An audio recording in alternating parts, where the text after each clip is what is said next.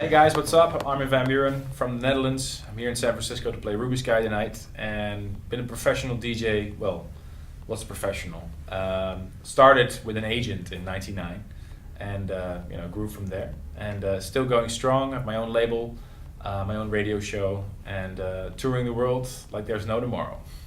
For me, the main focus has never been to become #1 DJ in the world. It's not like I wake up like, okay, what do I have to do to become #1 DJ, or what do I have to do to make more money? I think I can honestly say with hand on my heart, I've never done it for that reason.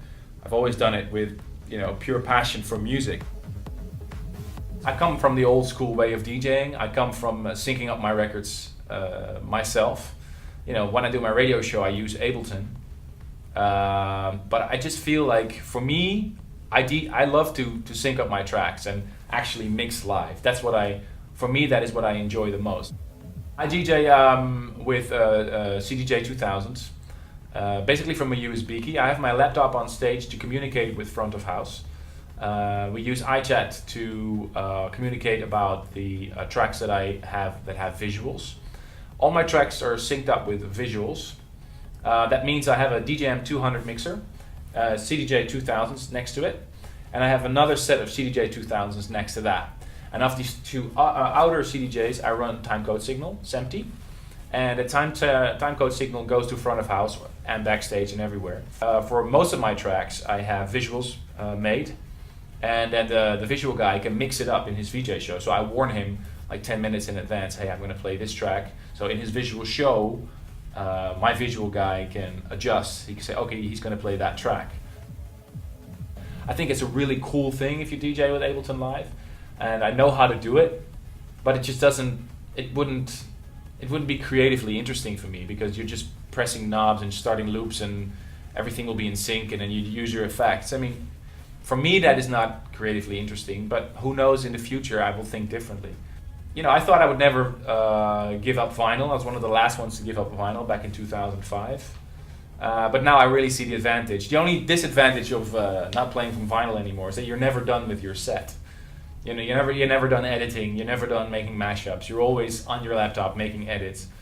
And this is cool, because that added an extra element to my DJing. I mean, if you were a DJ pre-2005 and you went into the record stores, all you had was your vinyl, and you bought the vinyl, and you brought it to a club and you played that vinyl, and that's it. Of course you can mix, or you can scratch or whatever, but it was limited, and now you have so much more creative possibilities. For me, the craft of DJing, the art form of DJing, is all about timing.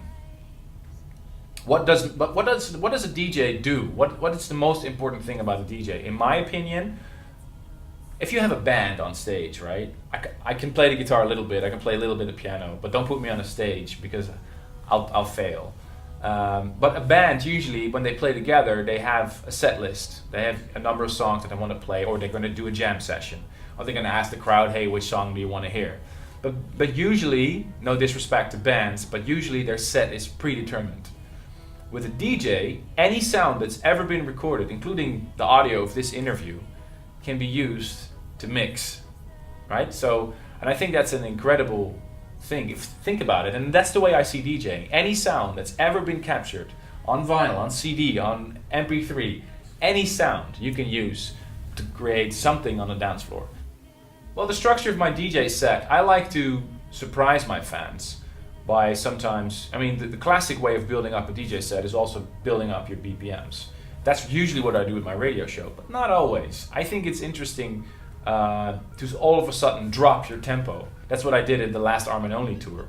I had I built my by night up to 136, and then all of a sudden there would be a track in which I would drop the BPM back to 128, and we'd have Nadia Ali on stage performing, and then I'd have a bit where I play a little bit more electro housey, trancey kind of stuff, and then I'd build it up again to 140. I see the perfect DJ set is, for me, is the 1 + 1 = 3 rule. If you play 2 records in a row on that specific time on a dance floor, in that specific order, you create something extra. It's not just those 2 records. It's because you play those 2 records at that time, at that festival or that club, in that order.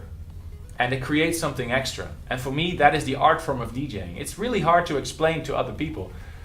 I never, ever played the same set twice, never. And I never will do.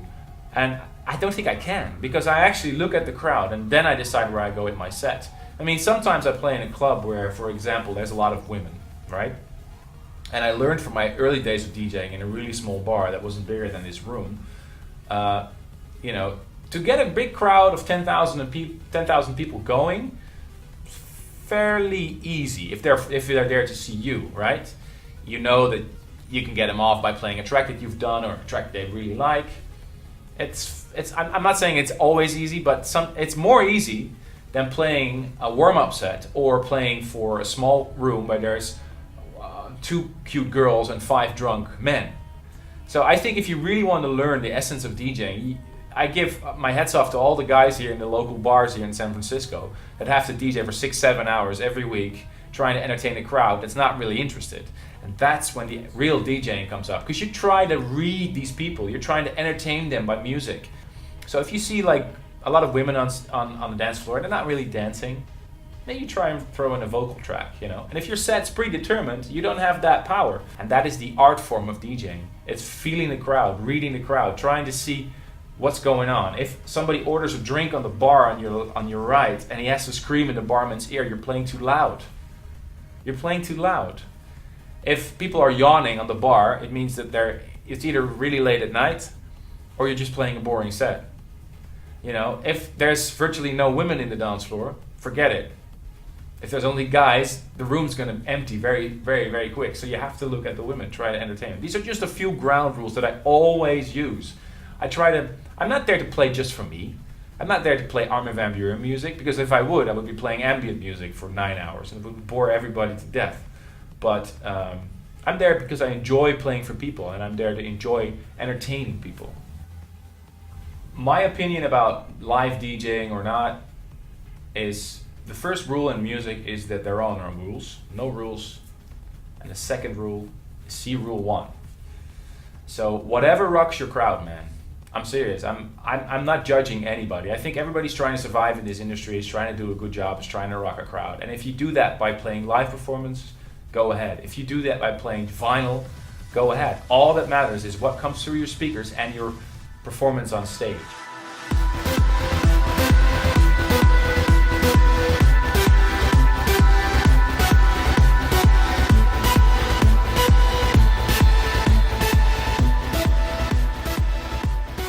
I want to say to every aspiring DJ, keep it up. I think the most important thing is to find your own style in music. There's a lot of DJs out there that just copy. There's nothing wrong with being inspired by other DJs and trying to copy a little bit parts of their set, but try and find your own groove. The quickest way to the top is always make your own tracks. That's essential. And try to grab people's attention by doing something different. It can be standing on your arms while DJing. It can be a weird mouse head, as Deadmau5 showed us. It can be a really great epic vocal track that everybody's playing. But try to think of something that nobody's done before. Try to think, why should people come out of their homes, their comfortable homes where they have pizza and a nice DVD to watch, and they're sitting next to their girlfriends on the couch? Why would they come out to see you? And if you can explain that reason to me in 2 sentences, then I think you can make it. Good luck.